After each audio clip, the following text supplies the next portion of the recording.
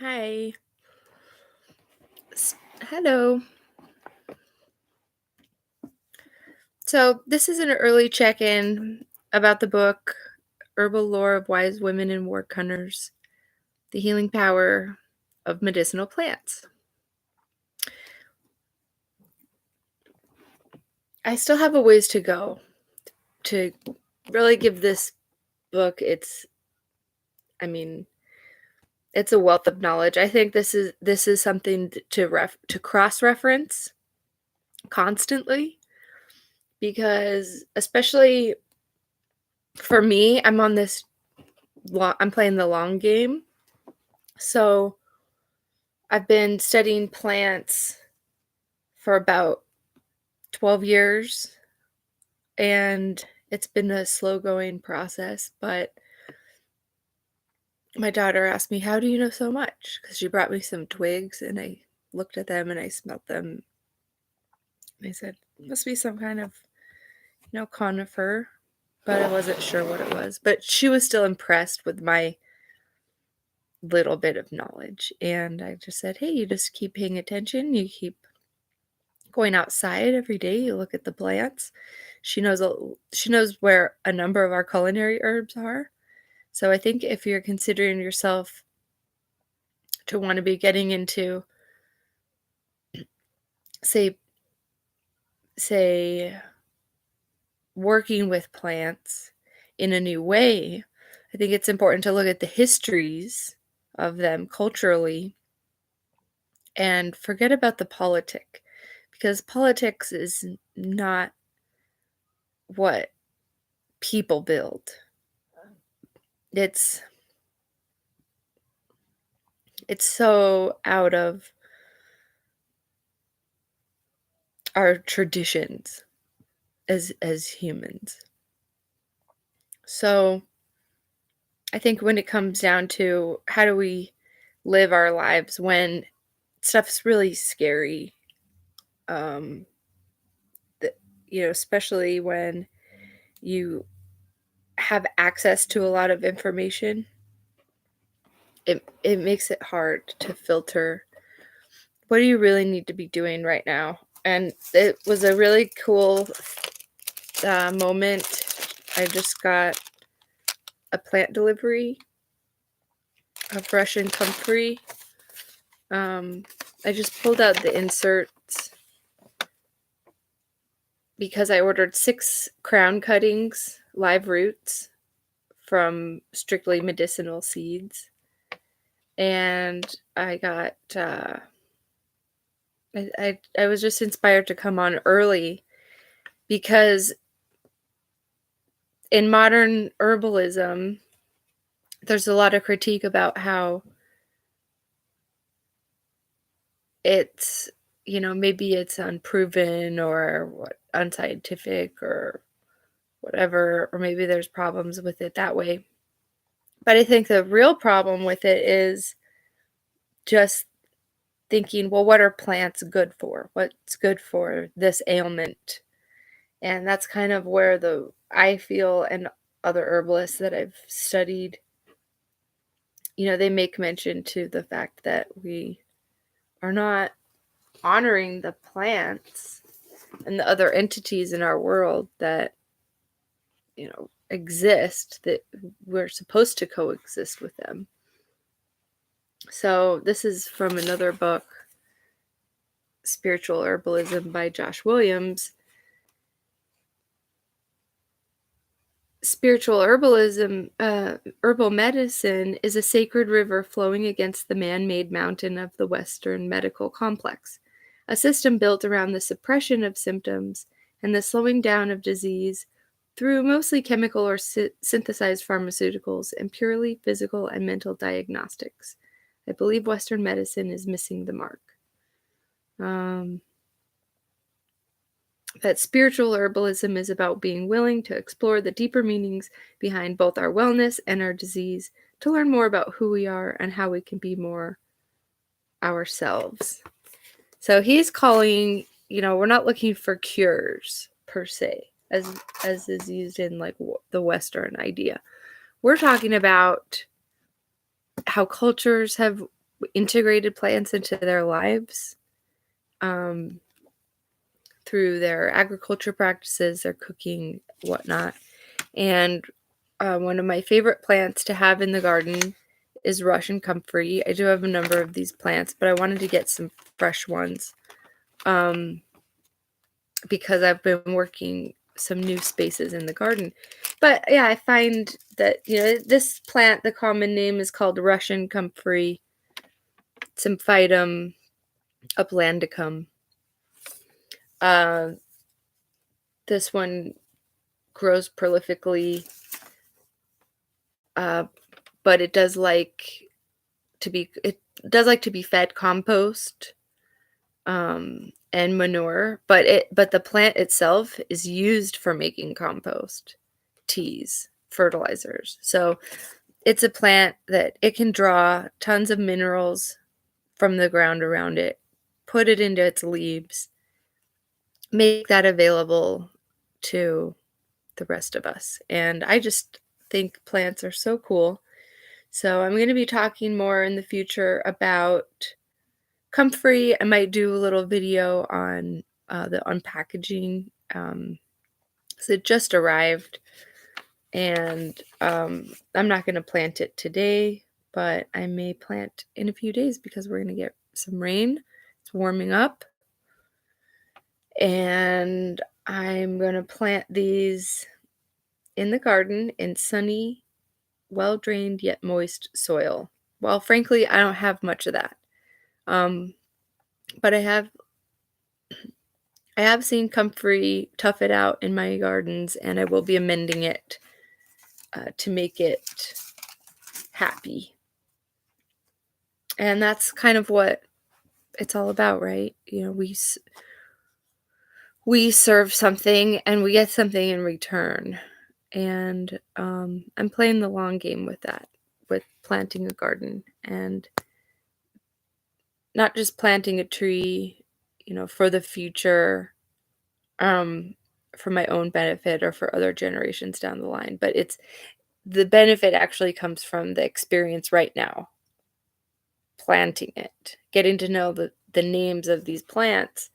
So I think these studies continue to be important for my framing of my thoughts and my philosophies and how I want to live my life, how I want to show up in the world, what I want to do for people, how do I feel about myself after I speak to others, and it's like we put on this public persona, or like if we produce ourselves doing a presentation, we might have a script, we might do our hair, get dressed up, have good cameras and lighting and good background. And, those things I think have importance. But when I was working behind the scenes and, doing my best to learn the work from the people I worked with, that's where the magic is. It's not, and it translates into getting a really great quality product in terms of like a film or your final production. Like you see how well the crew works together in that final product. You can tell when there's that chemistry between two actors, or if it feels forced or feels disjointed. So I think that is always what I valued about the work I was doing. It was about the connections with the team. So I started to feel like a hero when I could acknowledge that, oh my gosh, there's a problem. I know exactly how to act quickly to try and fix it. It's not acting quickly to scream fire and run away. And but I have acted in that way as well. I've had both experiences. And anyway, I'm just exploring these thoughts. because what's going on politically right now, it's got everybody panicked, and, I just see it as that, we don't need to buy into that system. Um, we can do our own thing. We can find authors that their books aren't exclusively sold in the big marketplace. We can buy them from the shops. Um, you can go to Green Thread Herbs.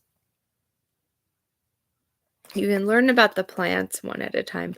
A few years ago, I took my first class from Josh, and he had just some very well-known plants. He had some rose, peppermint, chamomile.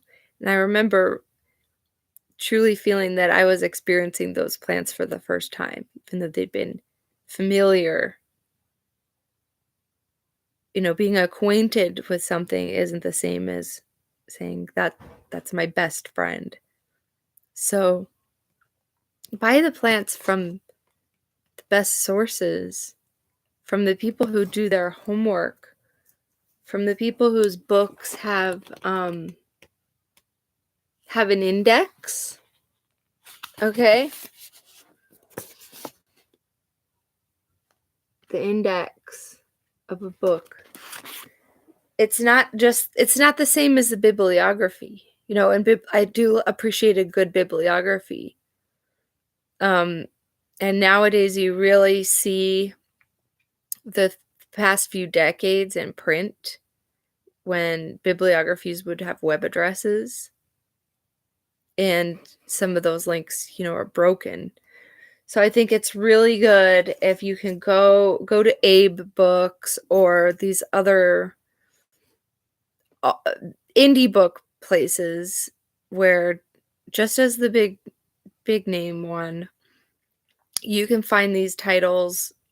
I'm sure there's booksellers who list their books in many different sites too.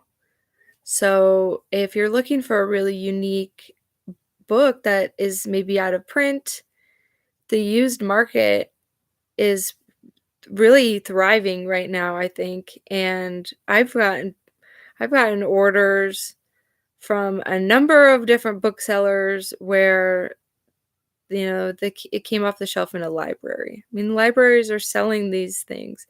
So go to a library store in your hometown. Go to the thrift stores. You can just see a title and don't judge a book by its cover, but do. Like, if a book jumps out at you, if a title looks interesting, if you recognize the author's name, buy it.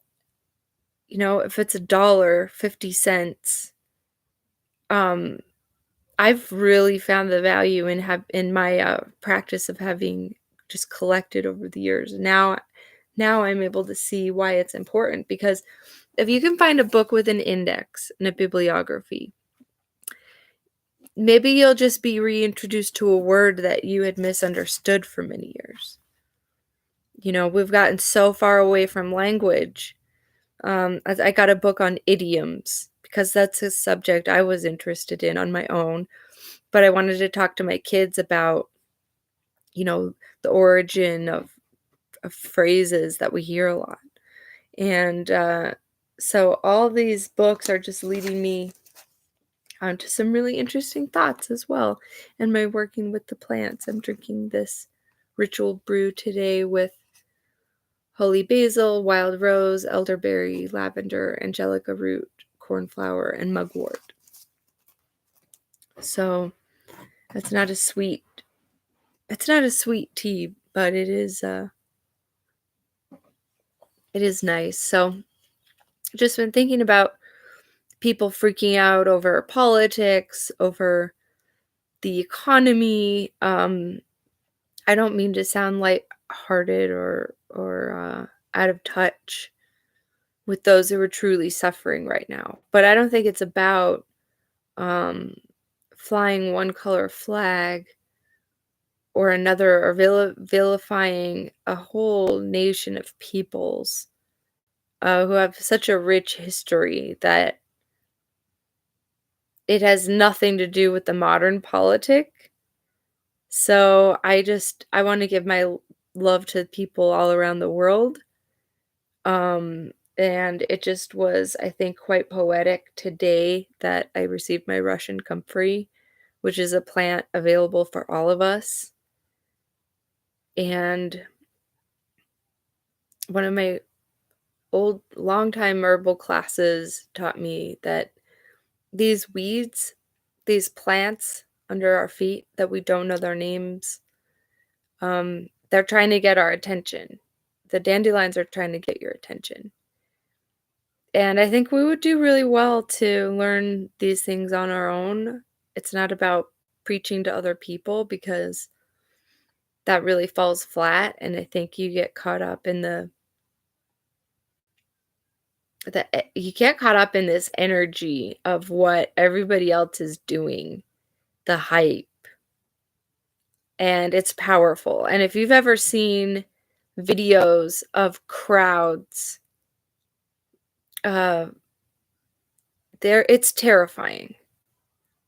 I was at an event just a few months ago in Salt Lake City, and the crowds were fairly small, but because the stanchions were only so large and there's a barricade and they let so many people in, they almost pushed this whole barricade wall over. And it's just a small example. There have been greater tragedies in our recent history about people getting crushed. And it happens in ways that are not the same physically. It happens on all the social media things. So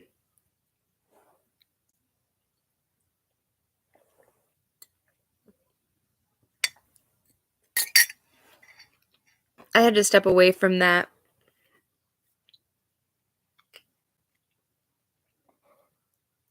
Even though I was trying not to get into arguments with people, I would have interest in reading articles or reading arguments. And I just thought, no, this is not serving me. So this practice of getting on, talking to myself, really, more than anything. And if you want to observe my progress, my processing, I thank you. Like, welcome to my tribe. But it's more like welcome to looking at your own self. Because I'm sure you've been in places that I've been, raging and out of control. And so I'm just learning to try and find the real value in the ritual of the connection with everything around me, the things I've been collecting that I didn't really know why.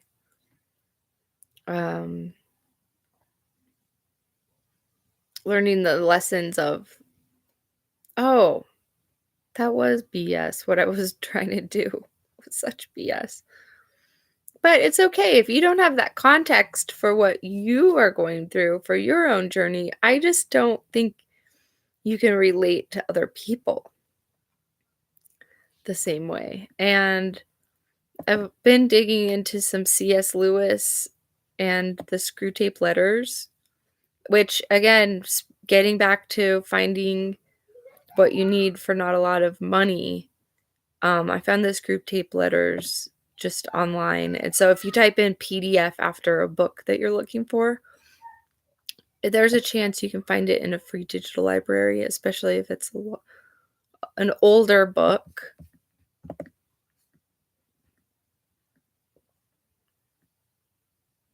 But Yeah, we have so many things just bouncing around in our heads, and I think the Screw Tape Letters does a really brilliant job just right off the get-go.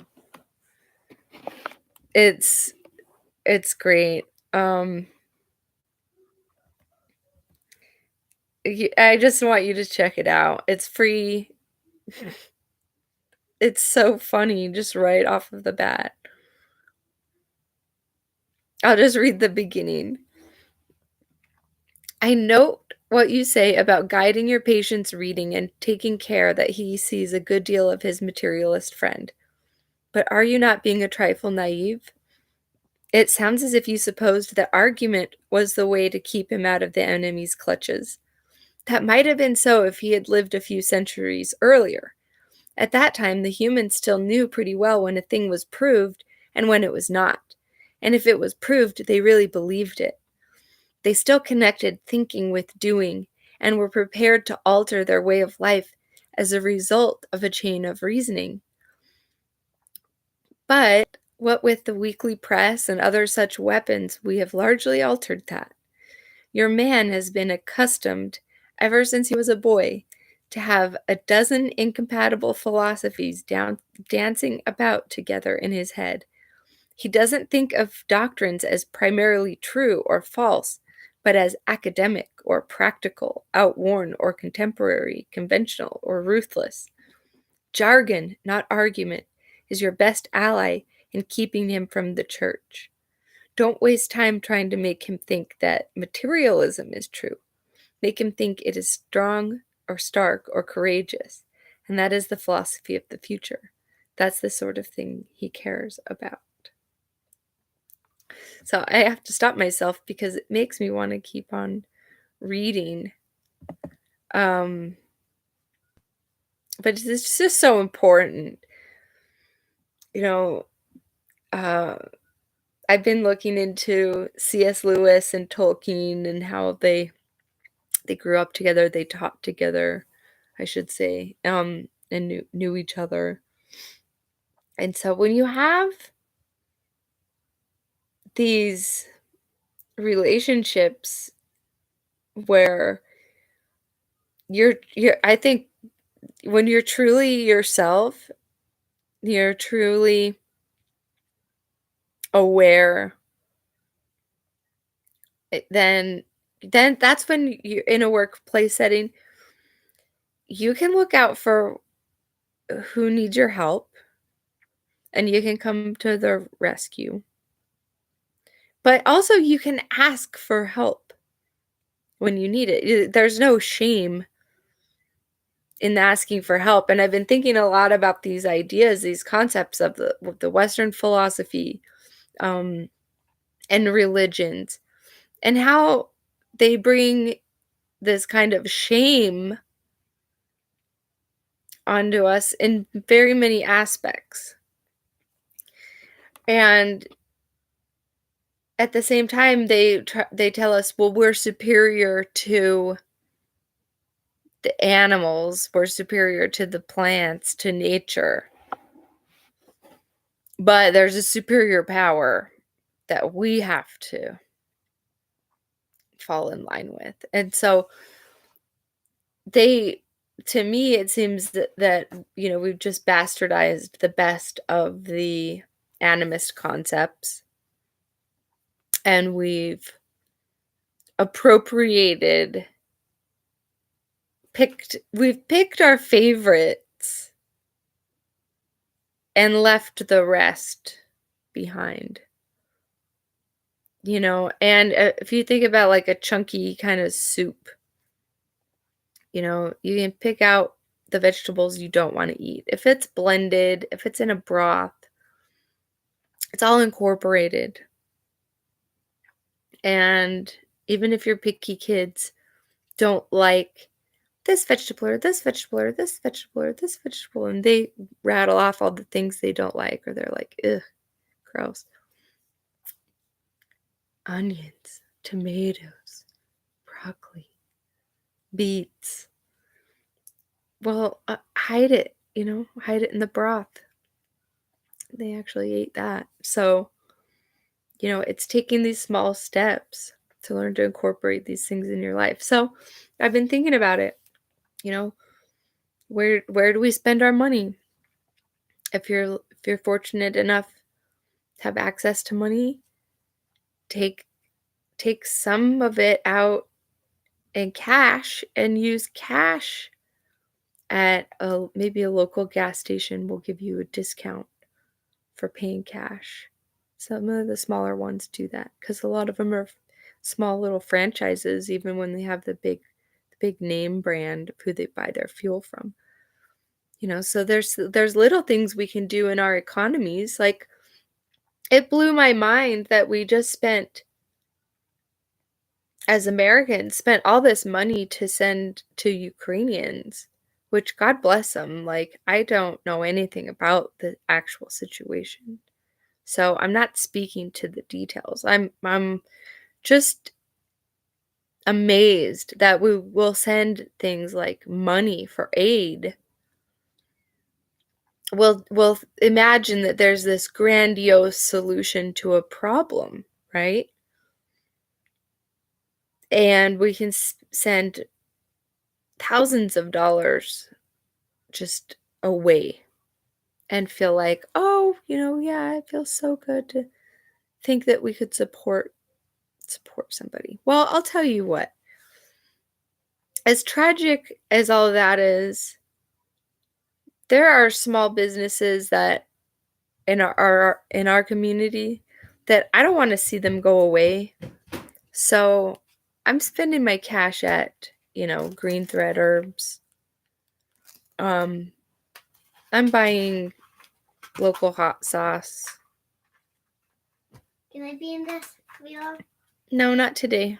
No. You can be in it another time, Can but I just gonna... no, don't. So anyways, I'm going to end it, but with that, just do what you can to be wise with your money.